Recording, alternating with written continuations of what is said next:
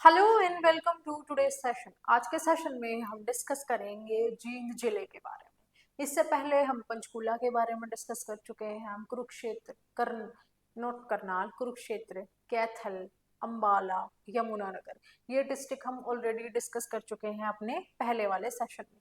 तो आज के सेशन में हम जींद के बारे में डिस्कस करते हैं। तो सबसे पहले जो आपको एक चीज दिख रही है वो दिख रहा है हार्ट, कि भाई मैडम ने दिल क्यों बनाया है। बेसिकली जो हमारा जींद है ये हार्ट ऑफ हरियाणा कहलाता है। अब हार्ट ऑफ हरियाणा क्यों कहलाता है? क्योंकि अब तक जितने भी हमने जैसे डिस्ट्रिक्ट हम पढ़ते हैं तो इस तरीके से पढ़ते हैं कि कौन सा डिस्ट्रिक्ट हरियाणा के कौन से पार्ट में लाई करता है। तो जो जींद है हमारा वो हरियाणा के बीचों बीच लाई करता है और इसीलिए इसको हार्ट ऑफ हरियाणा भी बोला गया है। इसका निकनेम की बात करें तो ये दिल है हमारे हरियाणा का। ठीक है, पेपर में भी सवाल पूछा गया है कि हार्ट ऑफ हरियाणा किस डिस्ट्रिक्ट को जाना जाता है इस नाम से। तो हार्ट ऑफ हरियाणा हमारा जींद है। दूसरी बात यह है कि जो हमारा जींद है वो किस किस डिस्ट्रिक्ट के साथ अपनी बाउंड्री शेयर करता है। ठीक है, दूसरी चीज हमारे सामने ये है, क्योंकि अगेन एग्जाम में ये चीज पूछी जाती है कि कौन सी डिस्ट्रिक्ट के साथ बाउंड्री शेयर करता है। तो जींद हमारा इकलौता वो डिस्ट्रिक्ट है जो सबसे ज्यादा डिस्ट्रिक्ट के साथ अपनी बाउंड्री शेयर करता है। ठीक है, और अब हांसी एक नया जिला बन गया है। अब हांसी का जब ऑफिशियल मैप हमारे हरियाणा का नया रिलीज होगा तब हमें पता लगेगा कि जींद है वो हांसी के साथ भी करता है या नहीं करता है। अब तक ये सिर्फ 60 डिस्ट्रिक्ट के साथ अपनी बाउंड्री शेयर करता है। और वो 60 डिस्ट्रिक्ट कौन कौन से है? हमारा कैथल हो गया, यहाँ से हमारा करनाल है, तीसरा पानीपत है, चौथा सोनीपत है, पांचवा रोहतक है, छठा भिवानी है और सातवां हमारा हिसार है और आठवां हो गया हमारा फतेहाबाद। मतलब 8 डिस्ट्रिक्ट के साथ बाउंड्री शेयर करता है हमारा जींद। ठीक है, तो ये चीज आपको पता होनी चाहिए किस किस सबसे ज्यादा डिस्ट्रिक्ट के साथ बाउंड्री शेयर करता है, क्योंकि ये हार्ट ऑफ हरियाणा है, हरियाणा के बीच में आता है। हरियाणा के बीच में आता है तो सबसे ज्यादा डिस्ट्रिक्ट के साथ बाउंड्री शेयर करता है। और अगर हांसी का मैप कुछ इस तरह आता है तो इसकी संख्या हमारे पास जुड़ के एक और हो जाएगी और वो हो जाएगी हमारे पास 9। जींद है सबसे ज्यादा डिस्ट्रिक्ट के साथ बाउंड्री शेयर करता है, अब तक 8 के साथ करता है। अगर ऑफिशियल मैप हमारा रिलीज हो जाता है और ये हमारा हांसी बनता है तो करता है हमारा 9 के साथ बाउंड्री शेयर। ठीक है, किसी भी, ठीक है, एग्जाम में जब आप पढ़ते हो एग्जाम के लिए तो स्टेट और डिस्ट्रिक्ट मैटर करते हैं। अब ये स्टेट के साथ भी बाउंड्री शेयर करता है, सिर्फ एक स्टेट के साथ, वो है हमारी पंजाब। ठीक है, अब तक हमने जितने पढ़े हैं डिस्ट्रिक्ट, कौन सा डिस्ट्रिक्ट किसके साथ बाउंड्री शेयर करता है, ये भी प्रश्न आपसे पूछा जाएगा कि किस स्टेट के साथ बाउंड्री शेयर नहीं करता। कौन सा डिस्ट्रिक्ट है वो जो किसी भी स्टेट के साथ बाउंड्री शेयर नहीं करता, ये भी एग्जाम में हमसे पूछा जाता है। तो इस तरह से चीजें आपको पता होनी चाहिए। मैप होता है आपके सामने तो और ज्यादा इजी होता है आपको ये चीज समझना और जानना। ठीक है, ये तो हमारा मैप बेस्ड जो क्वेश्चन था जींद को लेके वो हमारा क्लियर है। ठीक है, अब जींद की स्टोरी, इसके नाम की स्टोरी सबसे पहले हम जान लेते हैं। ठीक है, अब ये दिल क्यों है, ये मैडम ने दिल क्यों बनाया है, ये तो मैंने आपको बता दिया कि भाई इसलिए बनाया क्योंकि हमारे हरियाणा का दिल है और जाट बेल्ट में पड़ता है हमारा जींद। ठीक है, हरियाणा की जो जाट बेल्ट है उसका सेंटर है हमारा जींद। ठीक है, तो ये कहानी थी। अब दूसरी कहानी है इसके नाम के ओरिजिन को लेके। नेम, कि इसको जींद क्यों बुलाते हैं, कोई तो रीजन होगा जो इसको जींद बुलाते हैं। ठीक है, अब इसके नाम को लेके ना एक बहुत इंटरेस्टिंग स्टोरी है। नाम को लेके इंटरेस्टिंग स्टोरी ये है कि ये है हमारा मंदिर जो कि कहाँ पर है, जींद में स्थित है। ठीक है, और ये मंदिर है डेडिकेटेड हमारी जयंती देवी, जयंती देवी। ठीक है, अब जयंती देवी है ये प्रतीक थी जीत की। ठीक है, अब जीत की प्रतीक थी तो क्या हो गया। ठीक है, जब महाभारत का युद्ध शुरू होने वाला था, मतलब जब ये हमारे पांचों पांडव कौरवों से भिड़ने वाले थे अपने हक के लिए, तो महाभारत का युद्ध शुरू करने से पहले वो जींद के इस इलाके में आए हुए थे, मतलब जींद जो आज कहलाता है, वहां पे इन्होंने जयंती देवी की पूजा की थी जो कि प्रतीक माना जाता है जीत की, कि हमें इस चीज में जीत हासिल करवाई। और जयंती देवी थी वो पुत्री थी जयंत की, और जयंत कौन है हमारे, इंद्रदेव। इंद्रदेव ही हमारे जयंत कहलाए जाते हैं, ठीक है। क्योंकि यहाँ पे जयंती देवी की पूजा की गई थी, यहाँ पे जयंती देवी का मंदिर भी आज के टाइम पे ये हमारा मंदिर है, और इन्हीं जयंती देवी से इंस्पायर्ड हमारा जींद नाम पड़ा, और इसीलिए जींद को जींद कहा जाता है। तो ये स्टोरी है इसके नाम के पीछे, ठीक है। ये आज के जो हमारा आधुनिक युग है, उस आधुनिक युग में इसको जींद बोला जाता है, लेकिन अगर एंशंट नेम की बात करें तो इसका नाम था जयंतपुरा, जयंतपुरा, और इसी से इंस्पायर्ड आज है हमारा जींद, ठीक है।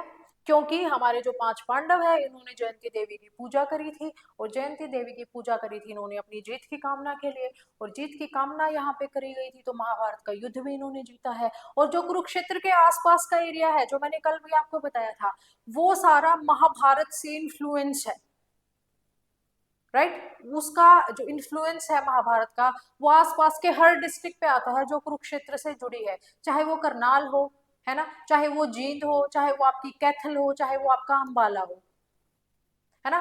आसपास का हर जो कुरुक्षेत्र से बाउंड्री शेयर करता है डिस्ट्रिक्ट हमारा, ठीक है। तो ये चीज क्लियर है। अब जींद का इसके फॉर्मेशन की बात कर लेते हैं। देखो जींद जब हमारा हरियाणा एक सेपरेट स्टेट बना था ना, तो सेपरेट स्टेट जब बना था तब जींद हमारा एक डिस्ट्रिक्ट शामिल था। जब हरियाणा एक सेपरेट स्टेट बना था तब हमारे पास 7 डिस्ट्रिक्ट थे, ठीक है, at the time of formation of Haryana, ठीक है। 1 नवंबर 1966 की हम बात करते हैं, तब हमारे पास 7 कौन कौन से डिस्ट्रिक्ट थे। सबसे पहला था अंबाला, दूसरा था हमारे पास करनाल, ये आपको याद होना चाहिए, तीसरा था जींद, चौथा था हिसार, पांचवा था रोहतक, छठा था महेंद्रगढ़, और सातवां था हमारा गुरुग्राम, ठीक है। ये 7 डिस्ट्रिक्ट हमारे थे, और जो जींद था वो हमारा संगरूर से निकल कर आया था। मतलब जब संगरूर का जब एक सेपरेट स्टेट हमारे हरियाणा को डिक्लेयर किया गया, तब बाइफर्केशन हुआ था हमारा संगरूर का, और उसमें से निकल के आया था हमारा जी। ये चीजें आपको पता होनी चाहिए। लाई करता है सेंट्रल हरियाणा में, और इसीलिए इसको हार्ट ऑफ हरियाणा भी बोला जाता है, जैसा कि मैंने आपको बताया, ठीक है। जाट बेल्ट में पड़ता है हमारा जी, ठीक है।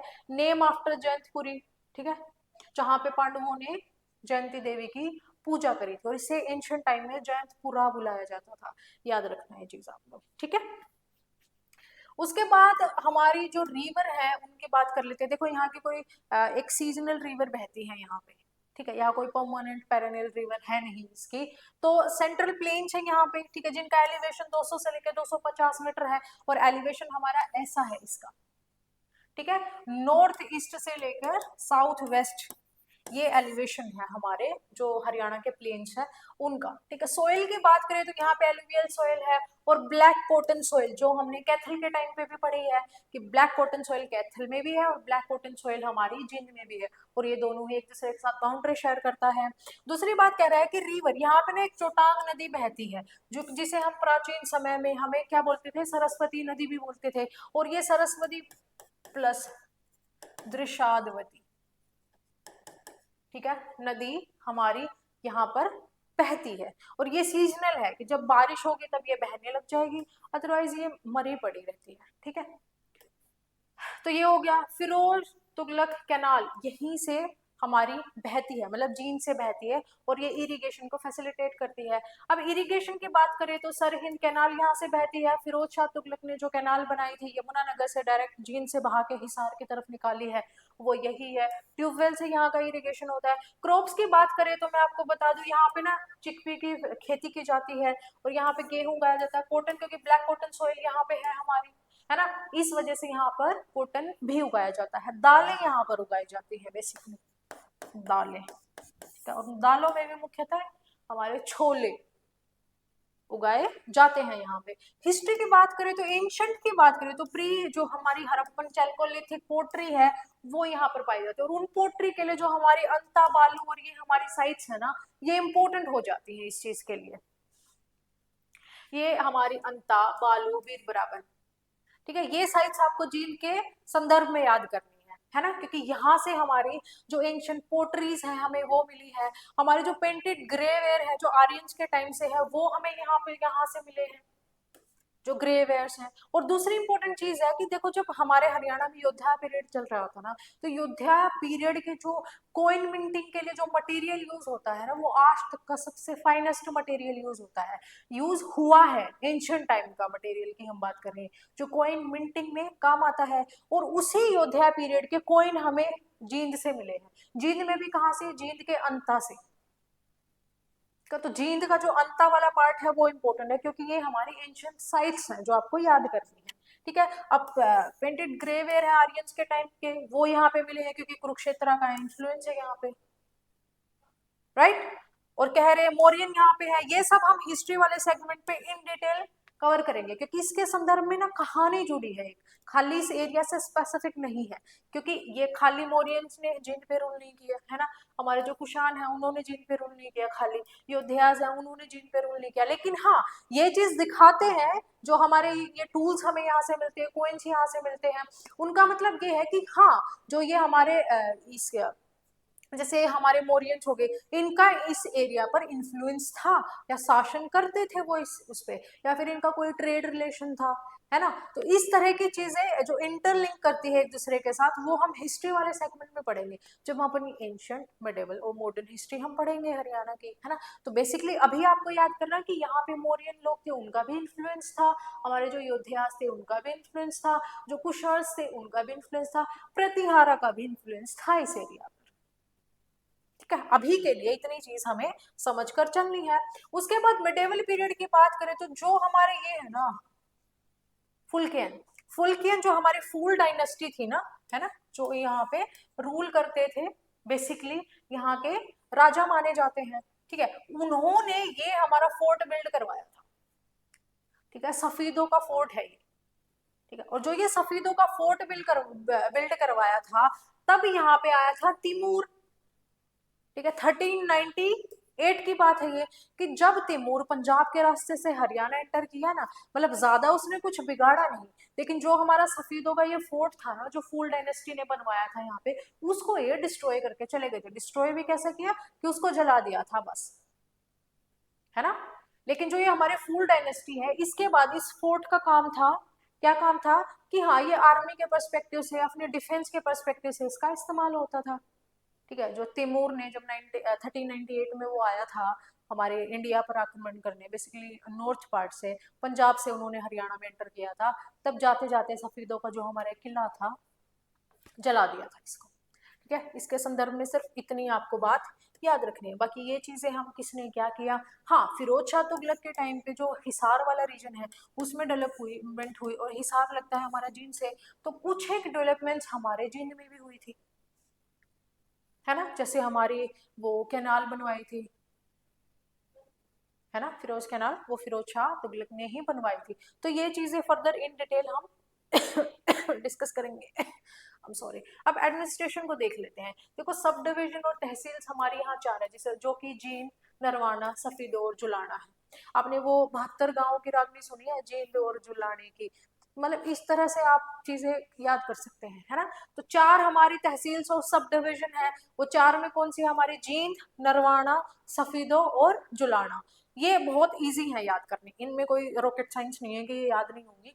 बेसिकली ये जो हमारी डिस्ट्रिक्ट प्रोफाइल हो रही है ना, ये सिर्फ आप लोगों को वो चीजें समझाने के लिए है, ताकि जब हम इन डिटेल हम हिस्ट्री डिस्कस करें, ज्योग्राफी डिस्कस करें, तो आपको हर एक प्रांत के बारे में छोटी छोटी जानकारी हो, कि हाँ, मैडम ने बताया था कि जींद की सोयल है वो ब्लैक कॉटन सोयल है, एलुवियल सोयल भी वहाँ पे होती है, किस खेती के लिए आइडियल होती है वहाँ पे। हाँ, ब्लैक कॉटन सोयल है तो कॉटन वहाँ पे उगाई जाती है, उसके लिए आइडियल मानी जाती है वो, है ना। कुरुक्षेत्र में किस तरह की मिट्टी है, यमुनानगर में किस तरह की मिट्टी है, किस तरह के एग्रीकल्चर को वो फैसिलिटेट करती है, और क्या वहाँ का इरिगेशन सिस्टम है, कौन सी नदी या कौन सी कैनाल जो वहाँ के इरिगेशन को फैसिलिटेट करती है। तो इस तरह से चीजें सिर्फ हमें समझनी है ना। और हमारे डिस्ट्रिक्ट के संदर्भ में आपको याद करनी है, क्योंकि फैक्चुअल चीजें अक्सर हमारे एग्जाम में पूछी जाती है। बेसिकली ये फैक्ट बेस्ड है हमारा ये सेशन, है ना। क्योंकि खाली हरियाणा स्टेट गवर्नमेंट एग्जाम्स नहीं, हरियाणा का चाहे एचसीएस का एग्जाम भी हो, उसमें भी प्रश्न पूछे जाते हैं, है ना, फैक्चुअल क्वेश्चन भी पूछे जाते हैं। तो इसी वजह से हम डिस्कस कर रहे हैं। यहाँ पे 7 ब्लॉक्स हैं, और अगर गांव की बात करें तो जो हमारा जींद जिला है उसमें 302 गांव है, 302 गांव आते हैं। म्यूनसिपैलिटीज है, यहाँ पे 3 म्यूनसिपैलिटीज हैं, ये आपको पता होनी चाहिए, जींद, नरवाना और सफीदो।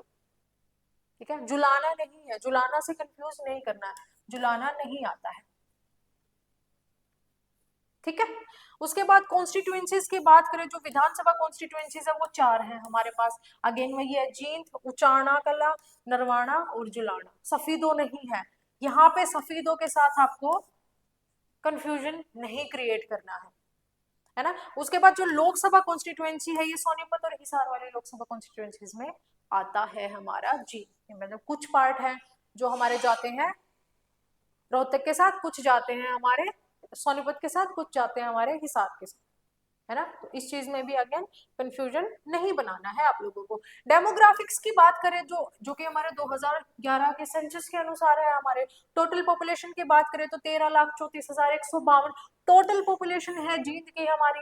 लिटरेसी रेट की बात करें तो 71.44% यहाँ पे साक्षरता दर है यहाँ की। सेक्स रेशो की बात करें तो 1000 पुरुषों पर यहाँ पे 871 महिलाएं हैं, राइट। उसके बाद अगर चिल्ड्रन की बात करें तो 0 से 6 साल की उम्र के बीच में हमारे 1,68,554 हमारे बच्चे पाए जाते हैं, जिनमें से अगर पुरुष की बात करें तो 91,710 और महिलाएं हैं 76,884, है ना। ये डेटा स्पेसिफिक है, आपको याद होना चाहिए, क्योंकि इनसे प्रश्न डायरेक्ट पूछे जाते हैं एग्जाम में। ठीक है, लिटरेसी की बात करें तो इन्हीं बच्चों के हम वो है 71.44%, मेल की है 70.41%, फीमेल की अगेन कितनी कम है, राइट। शेड्यूल कास्ट की बात करें तो 2,82,351 टोटल पॉपुलेशन है शेड्यूल कास्ट की, जिसमें से पुरुष है हमारे 1,50,940 और महिलाएं हैं 1,31,411। अगेन शेड्यूल ट्राइब की कोई भी पॉपुलेशन हमारे जींद में भी नहीं है, राइट। और असाक्षर जो अनपढ़ लोग हैं वो कितने हैं, 5,01,394, जिनमें पुरुष की संख्या की बात करें तो 2,10,957 और महिलाएं अगेन अनपढ़ ज्यादा है महिलाएं, है ना, 2,90,437। ठीक है, उसके बाद लिटरेसी हमने पढ़ ली, मेल फीमेल कितनी, आप परसेंटेज देख लेते। फीमेल की लिटरेसी रेट जींद की है 60.76%, ठीक है, और टोटल हरियाणा की फीमेल की है 65.94%, ठीक है, जिसमें पुरुष की है 80.81% और हरियाणा की टोटल है 84.06%। अगेन ये डेटा हमें शो करते हैं कंडीशन ऑफ वुमेन, जो अगेन आपको मेंस में भी हेल्प करेगा, एचसीएस के मेंस में, कि हाँ महिलाओं का जो साक्षरता दर है वो कितनी है या फिर रेट कितनी है और पुरुषों की कितनी है, ये भी आप लोगों को मतलब अपने आंसर में इंक्लूड कर सकते हैं। अब रिलीजन वाइज पॉपुलेशन की बात करें तो हिंदू हमारे यहाँ पे कितने हैं, 12,76,698, जो कि है 95.69%। उनमें से पुरुष है हमारे 6,82,700 और महिलाएं हैं हमारी 5,93,969, राइट। उसके बाद मुस्लिम है यहाँ पे 23,016, जिनमें पुरुष जो हमारे 1.73% है, पुरुष की बात करें तो 12,137 और महिलाएं हैं हमारी 10,879। ठीक है, क्रिश्चियन हमारे 889 है, मतलब ये डेटा है आपको याद रखना है। सबसे ज्यादा हिंदू है, दूसरे नंबर पर सिख्स आते हैं हमारे, तीसरे नंबर पर मुस्लिम्स आते हैं, ठीक है, चौथे नंबर पर आते हैं हमारे जैन, पांचवें नंबर पर आते हैं जिनका कोई रिलीजन स्पेसिफाइड है ही नहीं, छठवें नंबर पर आते हैं हमारे पास क्रिश्चियन, ठीक है, 7 नंबर पर आते हैं हमारे बुद्धिस्ट और 8 पर आते हैं जो इनके अलावा बाकी जो हमारे रिलीजन रह गए वो सब।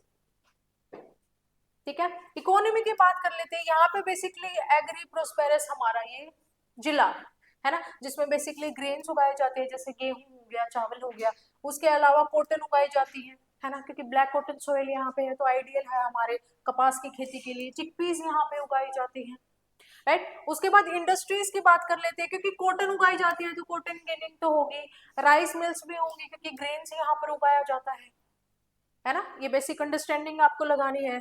Tractor, cycles, auto parts, handloom, मतलब ये छोटे मोटे जो सेक्टर्स हैं उनकी ग्रोथ है यहाँ पे, ठीक है।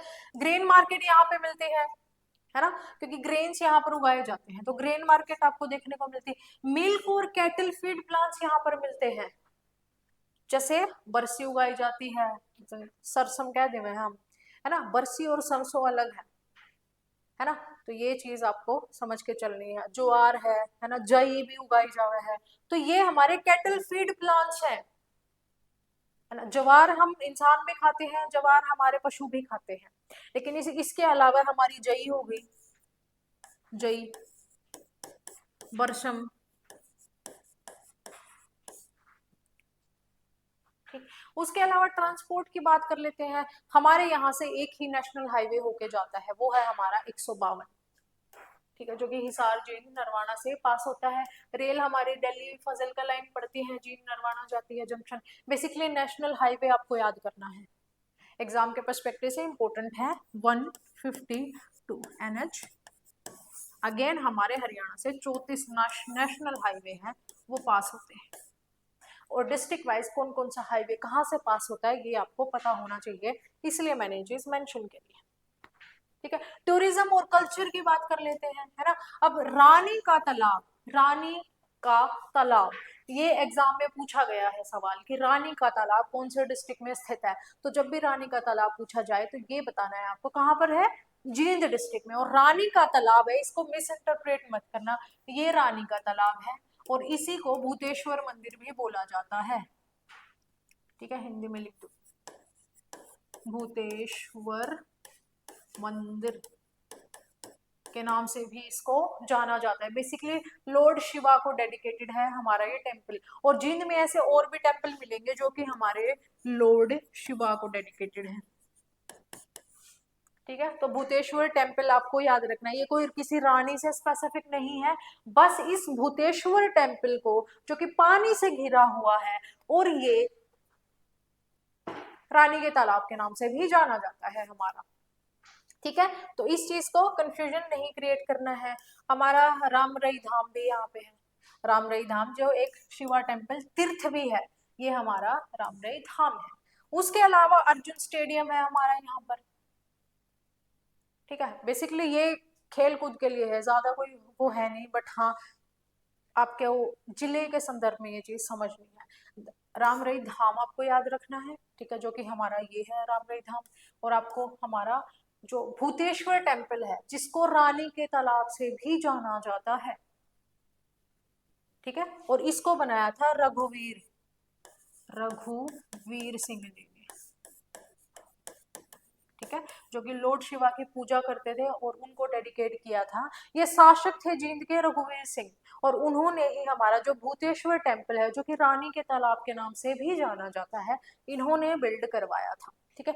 वाइल्ड लाइफ की बात करें तो यहाँ पे ऐसा कुछ है नहीं, बहुत मिनिमल है। यहाँ पे आपको स्क्रब ये सब मिलेंगे, है ना, ज्यादा कुछ मिलेगा नहीं। कोई सेंचुरी नहीं है हमारे जींद में, है ना। हरियाणा प्लेन लो इको डाइवर्सिटी, जो हरियाणा के प्लेन्स है उनमें इको डाइवर्सिटी है वो बहुत ही ज्यादा कम है। यहाँ पे कोई भी वाइल्ड लाइफ सेंचुरीज नहीं है ना। यहाँ का फॉरेस्ट कवर है वो बहुत मिनिमल है, और अलग अलग डेटा आपको सुझाया जाता है फॉरेस्ट कवर को लेके, है ना। हमारा जो फॉरेस्ट सर्वे ऑफ इंडिया है उसके डेटा पर आप कंप्लीटली ट्रस्ट कर सकते हैं कि जो हमारा फॉरेस्ट सर्वे ऑफ इंडिया है उसका डेटा सही है। और फॉरेस्ट सर्वे ऑफ इंडिया के हिसाब से ऐसा बोला गया है कि 1.8% जो हमारा फॉरेस्ट कवर है वो करनाल का है, और करनाल का सबसे कम बताया गया है, ठीक है। इस तरह से आपको चीजें समझनी है। तो बस आज के सेशन में जींद के बारे में इतना ही था। आशा करती हूँ आप सब लोगों को समझ में आया होगा। Thank you so much and all the very best.